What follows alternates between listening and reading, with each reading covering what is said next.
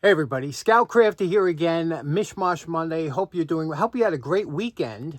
We have a very interesting project starting today. I usually don't like to do multi-part videos. You know, I try and do one and done videos that you can sit down, see one of my videos and start to finish. But I have a couple projects coming up this month that are going to be multi-episode projects. And today is one I've been sitting on for a year.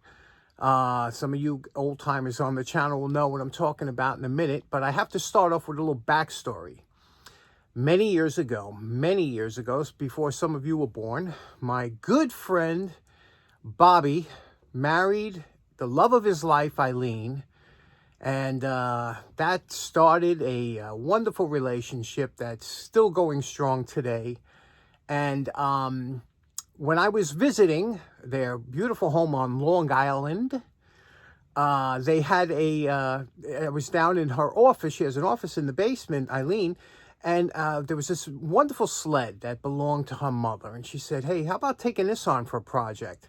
And I said, sure, but I said, it might take a while. It took about a year, but I'm getting to it now. And we'll talk about the backstory behind this beautiful project we're going to start, and I think you're going to enjoy it. Now, these videos might, until it's done, might be short, might be long, I don't know, but I don't want to bore you with all different aspects of it, but I want you to see how the thought process and how we're going to approach that. So let's get started with this great project right away. Okay, so here is the project that we are taking on. It's a big project for me. I like to do, like I said, one-day restorations. This one's a multi-day, and it's a beautiful project with a lot of sentimental history to it. This belonged to Eileen's mother, and was passed down, actually, and it was just a beautiful example of quality workmanship back in the early 30s and whatnot. Now, what we're looking at here is a flexible flyer sled. This was invented by a gentleman by the name of Samuel Leeds Allen. Now, that might sound familiar to some of you because the S.L. Allen's company was founded in 1869, and it was called Planet Junior. They used to make all kinds of farming equipment and things like that. When he was working, he developed his company in Philadelphia, and he had quite a few employees. He wanted to keep them employed during the off months because, remember, farming equipment was a seasonal thing. So he said, what can I do to keep them busy during the winter time? So he invented this sled, and he invented this in 1889. And it was known as the flexible flyer because it was able to steer. Now, before this, most sleds were just straight runners or toboggans and things like that, and they just went straight down. He invented a sled that became wildly popular, and again, passed down from generation to generation because they were made so well. So this is what we're going to work on today. This is a pretty early model, standard model, and what a lovely piece of history to have from your family, especially since it was her mother's. Now, what do we want to do with this? Let's talk about how we're going to approach this project. Now, we're not doing a full-blown restoration on this because obviously she just wants this as a presentable, something that, because her mother really enjoyed this and they kept it for so many years, one of the few things that were kept in the family. And but it was stored in probably a furnace room or something like that because it was filthy, and it still is, and it's been sitting. And this thing was used, and you could tell it was used because first of all, it was in the front here. Let's take a look at the steering mechanism. Looking at the steering bar here, you can see that it's broken on one side. You can see it's snapped off, you know. And so I was thinking about how am I going to fix that? Am I going to dowel it? Am I going to spline it? And then I said a lot of things I was thinking about. But let me show you why this was called the flexible flyer and how interesting this worked. Now, unlike other sleds at the time, this you could actually steer, and you could see the steering mechanism. It was ingenious. And you could see how the metal twists from side to side. And let me flip it over. Now you can see on the bottom side, you can see it turns from left to right, you know. Now, the problem is you can see how it actually bends the metal to give you a steering. This one here has a slight bend in it. We'll fix this. Again, this was a malleable steel and a good steel. So these usually didn't break, but a lot of times the wood, they used high quality wood, oak, poplar, different types of hardwoods. It was really well made, and steel. And now, for making farm implements, he knew how to keep a product from breaking. So let's take a look at some of the writing here that's left. Years ago, it was very common, especially if you had a shared basement or something like that, to keep your articles marked so they wouldn't walk. And you can see here it says Florence. I think that was her mother's name. And her last name here. And then over here it said Edward. It was different names on here.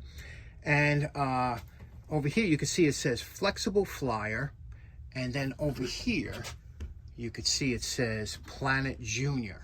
That was the original company. They had that stamped on there. Now, like I said, with this type of sleds, there's a couple ways you can approach this project. Now, you could do a full-blown restoration where you take it all apart, take out all these are all rivets, okay? And the rivets are in there in such a way that they flex and they move and they swivel. And when you start pounding in new rivets, it takes a lot of time and things like that. And then you could take it all apart and replace all the wood. Before long, you have nothing left of the original sled, as you know. But what we want to do is we want to just make this presentable. The 3-foot rule is in effect, full effect. We want this to look good as a wall hanger or something she could put in her office that remembers her mom and also pays tribute to this beautiful flexible flyer. Now, I searched the internet and I found the decal, this style decal, which they do make, and I got the decal, and you can see the extensive pinstriping that goes around, all around, as red, as black. So I got some pinstriping brushes. We're going to have to do that. Also, like I said about this steering bar, that's the first thing we're going to tackle. I was thinking about it for a long time, and I said, rather than try and repair this bar, let's just replace it. I went down to Home Depot and got a nice piece of oak. Look at that beautiful straight grain oak. Beautiful piece. Just enough here. We'll trace this. We'll take this apart, trace it out. We'll replace this. Then we're going to have to get the colors right, because you don't want this. Now, when these came out new, they were different colors. I know the older ones always look brown, but they were usually a lighter wood because they were brand new. But over the years, they darkened. We want to make it look, we want it to look old, but new, kind of nice, you know, but you know how we want to do it. And the paint scheme, remember, it's got black. Here's some gold, yellow pinstriping up here, more pinstriping on the arm. And this pinstriping is, or whatever it is, it's embellished, it's indented in here. It's not just painted on. So, and then also here, they had red runners. All this undercarriage was red here. So that we're gonna have to do in regal red, because that's the color it was. And the rest was black. So what do you say we get started on this pretty big project for down here? What do you think? First thing we're going to do is remove the steering arm mechanism here. And this was done, we had cotter pins in here. And we'll pop these cotter pins out and drop this, and this should come out. A lot of times to remove cotter pins, the easiest way to do it is to squeeze these together at the one end here using a pliers like this, okay? And then taking your needle nose, an older pair, which I use here, and placing it into the little hook here, and then just tap it out like this. Okay, and that's usually the easiest way to get these out. It's important to remember when taking a lot of things apart to always check. Never just throw them in a bucket or whatever, because you can see the front pin is actually shorter by 1/4 of an inch than the rear pin. So the front pin is shorter. And also, you have to remember, was there a washer? There was a washer on this side, but I didn't see one on this side. It's a lot easier when you could deal with a piece and you have it off. So now what we're going to do is we're going to detach. You see, this is riveted on, the rest with cotter pins. So we're going to take these rivets and remove this piece from here, and then we could trace this out on the new wood, cut it out with the bandsaw.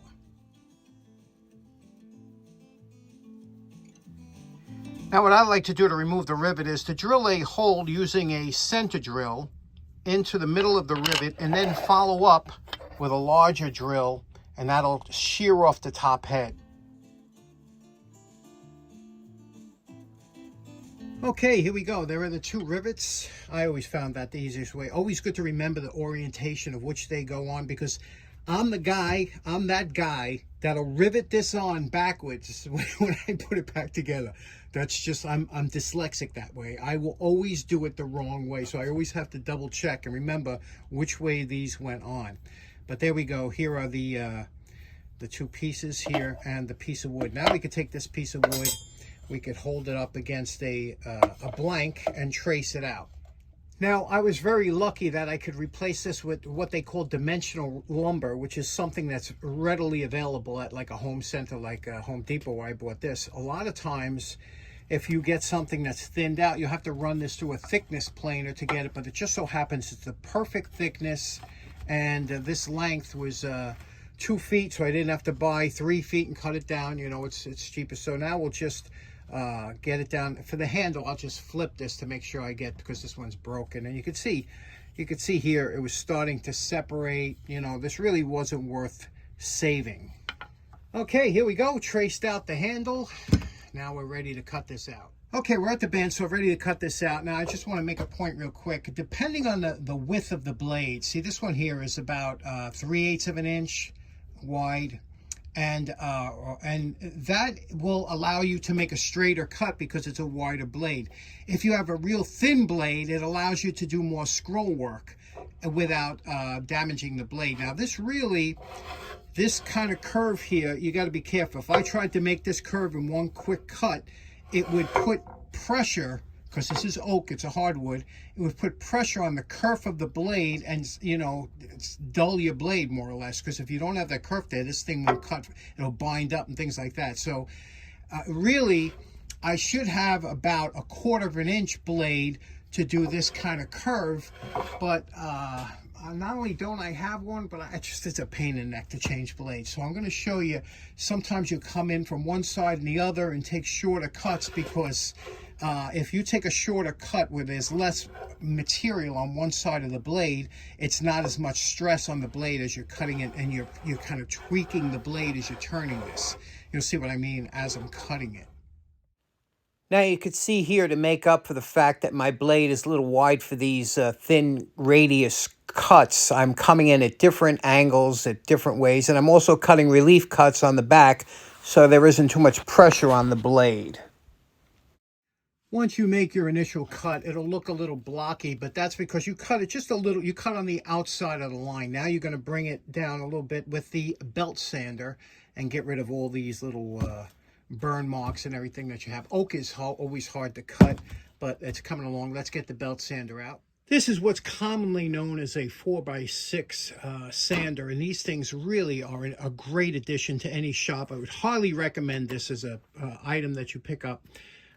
This is a 4-inch belt here. It's 4 inches wide, and it also comes with a 6-inch disc sander, which I usually remove because I have this as, you know, I usually use only I have other disc sanders, so I only use the belt here.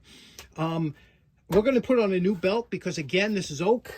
If you don't have a new belt, you're just going to be fighting yourself. Here's what the belt looks like when it's new, and you can see it's an 80 grit belt. You can see 80, and it has a direction of travel. Now, when you turn this on, you'll see that it travels that way, so you want the arrows traveling that way, so it's got to go on this way.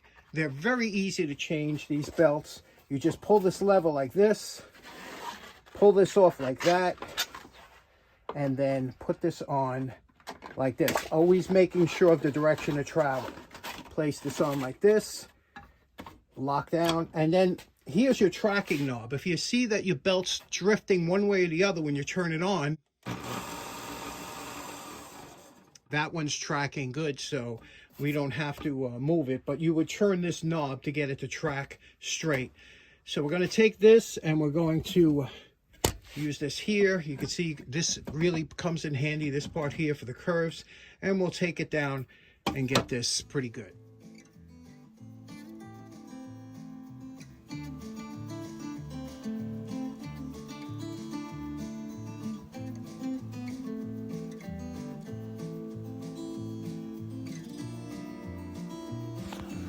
Okay, now you can see we have the correct cutout for here. We fixed the end here, and we have the correct cutout, and it Now, if you notice, it looks a little bit bigger. You say, wow, that looks bigger, but you can see it matches up exactly. That's because we have a curvature here, okay? And that you have to do with the router.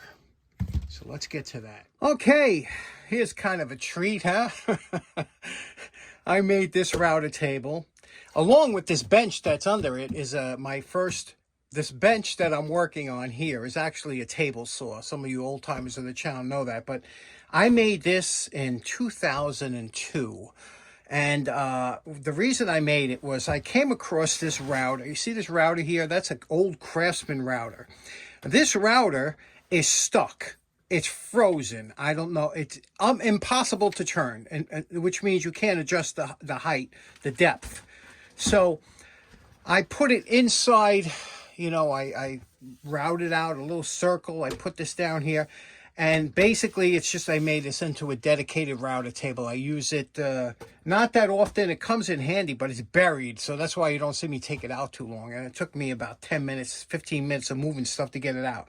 Now, how this works, you could see in this bit, this is a solid bit. A lot of times these bits here, you could see here, it's a round over bit. Let me focus here. See, it's a round over, a cornering bit, you know, which takes the corners off.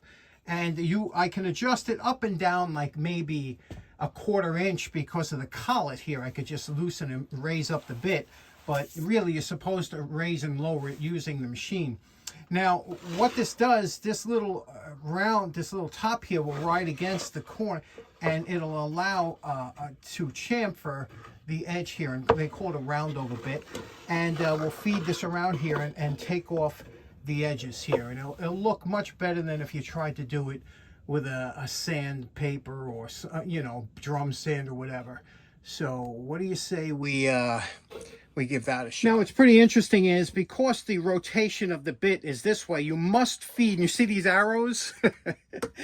Because I'm sure, you know, these arrows show you must feed the work in this way. If you try and go the other way, it'll leave a lot of chattel lines. So, and to get the depth, what I do is I usually take a piece of scrap wood and go across and see if I want a little bit more round over or less. And we're going to do that now. Just I'm going to check on this piece of scrap wood and see how deep this is set. I usually leave it about the same.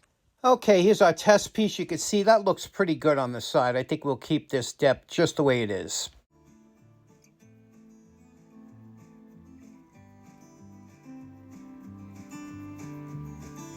Okay, there we go. Now you can see what a nice job that does of it and how professional that looks with a nice round over bit, just like they would have done at the factory. And there you go. And you could do a bunch of things with this. I could probably put this in here and round over the countersinks here. You know, that would be something to try. Okay, there we go. And you can see here, project drew a little blood. Every project does that. That was actually from moving stuff around. I stuck my hand on a toolbox, but there we go. Let's go have some lunch and see where we are as far as the length of this video. Okay, so in closing, went a little bit longer than we figured, but we're on track, and we got a little bit of snow tonight, so we're going to shovel a little bit, and we'll see you again on Wednesday. Take care now. Bye-bye.